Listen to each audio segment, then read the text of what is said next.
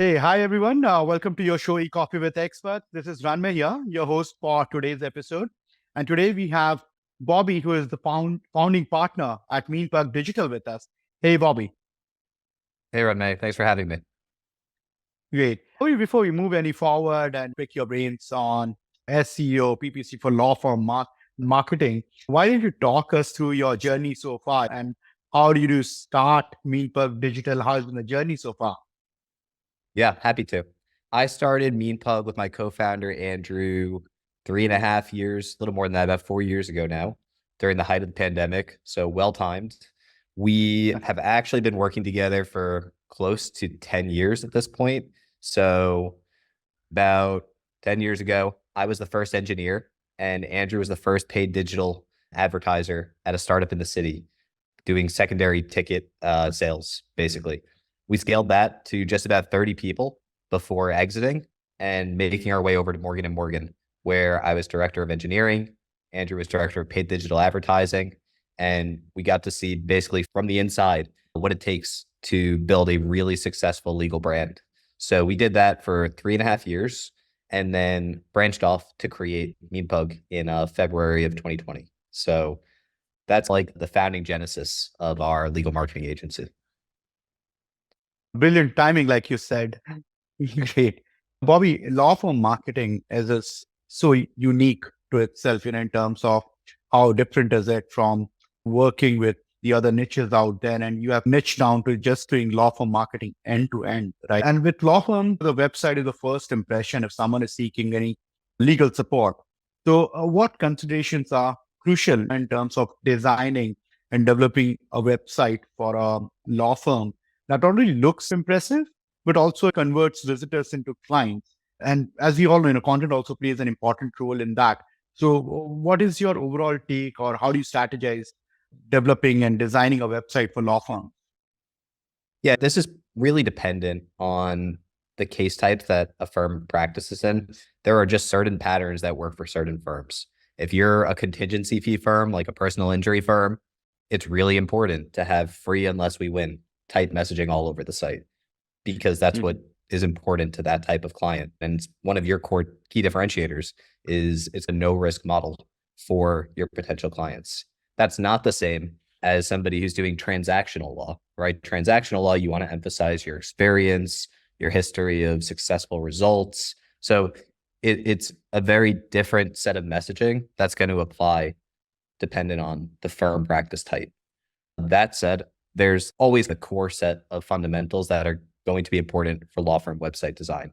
At the end of the day, it's all about eat with Google, right? We're like constantly hearing this. It's becoming more and more important that you're emphasizing your experience, your expertise, your authority, your trustworthiness, and that needs to come through in the website design and content. And then content for law firms and the website is so crucial because you need to have an understanding of the industry to put in that kind of a content which kind of resonates with the audience. So how do you strategize just content for law firm marketing? And in fact, in law firms, there are different categories, like you mentioned. So what is your strategy in building the correct content for the law firms that you work with? Yeah, I think it all starts at the content types. You have a different set of keywords and intents that you're targeting for blog posts versus what you're targeting for your testimonial pages versus what you're targeting for your practice areas. For a law firm, the practice areas are like your product pages. That needs to be your convincing pages. Why should somebody who's searching for a lawyer choose you? So if somebody searches car accident lawyer, you are probably targeting that with your car accident lawyer practice area page. That page needs to be CTA heavy. It needs to have testimonials. It needs to convince the user above the fold why they should potentially convert. That's not the same as your blog post, which might be about the 5 laws you need to know in 2023 or 2024 if you've been in a car accident, right? That's somebody who's at a different stage in the buyer funnel, the user journey. And the person reading that is more looking for information, looking to understand a concept. So the content needs to reflect that. Absolutely. And a very valid point, a very interesting one, which you mentioned, having testimonials. So reviews play such an important role. You need to be 100% sure about whom you're approaching when someone, let's say, getting into a personal injury situation, really want support from someone whom he or she feels have been tried and tested by others in such a situation, and that particular law firm had pulled them out of such a situation and the way they want themselves to be. So how do you work around this situation for your clients in terms of having those reviews, and then how does the mechanism works, or you make them work for your law firm clients? As in, like, how do we help our clients get reviews in the case lifecycle, or more around how do we show it on the front end? Both sides of it. How do you ensure that if someone has received a good service from your client, get those reviews? How do you then present it, ensure that it's right there? And then if you use any software at the back end to capture those reviews and stuff, or send those messages, really appreciate if you can share those tricks. Got it. Okay. Yeah. There are any number of review platforms that facilitate the process of gathering user reviews. We're pretty partial to Yext. We like it, but there's also like Bird Eye, and Yeah. I'm sure there's a bunch of others that integrate. Those are like the two that are coming to my head right now, Yext and Bird Eye. But these platforms, at the end of the day, they're all serving the same purpose: make it easy for users to leave reviews across the platforms that matter to you. So that's half the problem. The other half of the problem is how to know when to prompt the user for a review. Do you want to prompt the user for a review when you've turned down their case? Probably not. That's probably like the wrong Right. time to do that. So the right time to do that is you've just gotten them a successful result, right? That's probably the right time to do something like that. So that's where what you mentioned earlier, folding this into CRM and the case lifecycle, becomes really important, and figuring out those operational processes for triggering these types of prompts for review at the right point in that case lifecycle all lives on that CRM side. Right. Lovely. And then for law firms, Bobby, you have been in the space for quite some time now. You understand the importance of referrals, right? It becomes so crucial for law firms to get referral business and repeat business for that matter, if it is in a B2B kind of environment. So how do you ensure, how do you balance those referral networks, right? And ensure that repeat business or word of mouth spreads out? Yeah, good question. So that's actually one of the core points that we always bring up in our conversations with potential clients and clients is you need to think about your acquisition strategies for new clients in three top level buckets, similar to the way you would think about traditional investment strategy, right? You've got your short term, your midterm, your long term strategy. Your short term strategy, that's going to be like your PPC, your other paid campaigns. These are things you spend money today, you're seeing results tomorrow, but you're also like building on sand. If you stop spending tomorrow, you're not getting clients tomorrow. So that's bucket one. Bucket three, not bucket two, but bucket three is like that 8 to 12 plus month time horizon, which is going to be brand strategy, organic. These are things which take time to grow. But once they do, you've got like momentum on your side, and you could stop spending tomorrow and continue to see returns long term, right? Bucket two is where we put referral networks. So building out your referral strategy and generating inbound referrals, that is going to be in the 3 to 6 month range for return on investment. You start building those relationships today, you're going to get your first cases from those partners in 3 months, 4 months, 5 months, 6 months, when they get a client who comes to them saying, I have this issue, and it's not something that they can help with. For us, it's like a really important part of the acquisition strategy for law firms, and it fits Right. nicely into that bucketing strategy. And this particular niche, it is so much about referrals that you need to build in some sort of strategy to capture the benefits that you probably you'd want to reap from the earlier successful cases that you worked on. Great. And then while you're moving on with law firm marketing, backlinks, like we were discussing earlier, becomes a crucial factor in terms of having your firm, your brand out there, wherein the audiences are looking out for such solutions, right?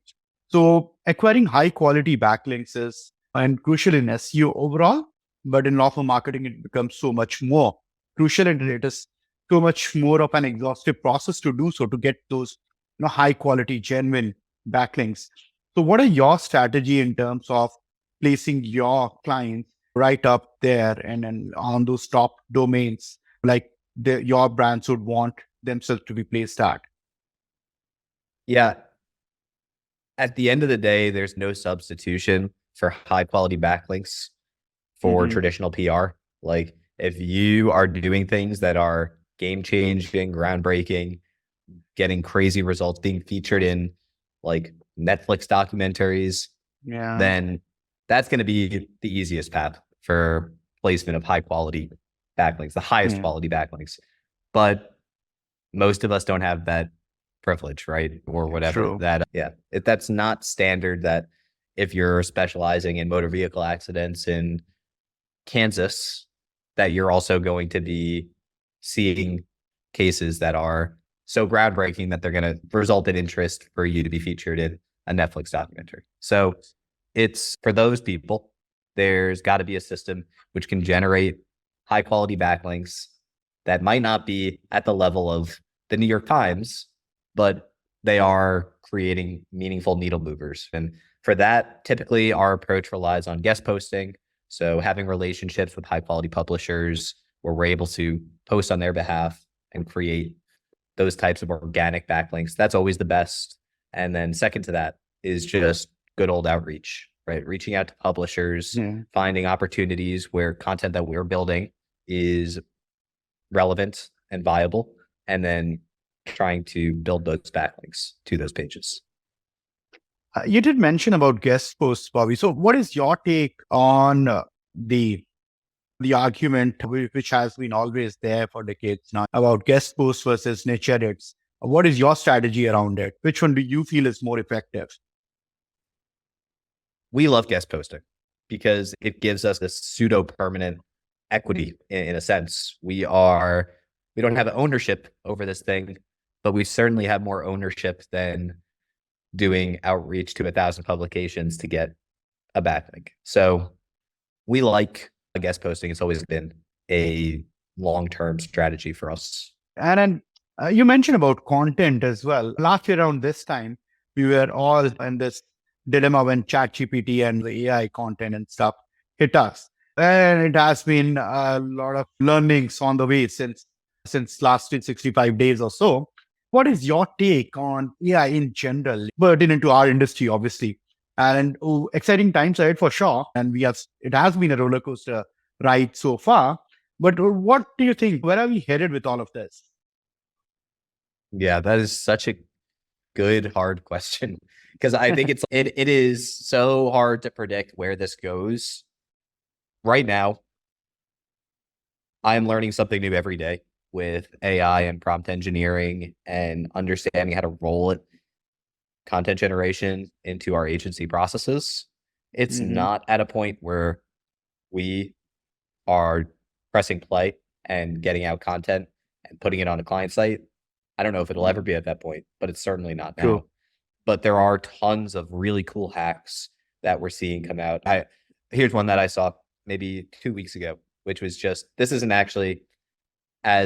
like direct using AI to create content as much as it is just a hack that is like piggybacking on OpenAI as a whole.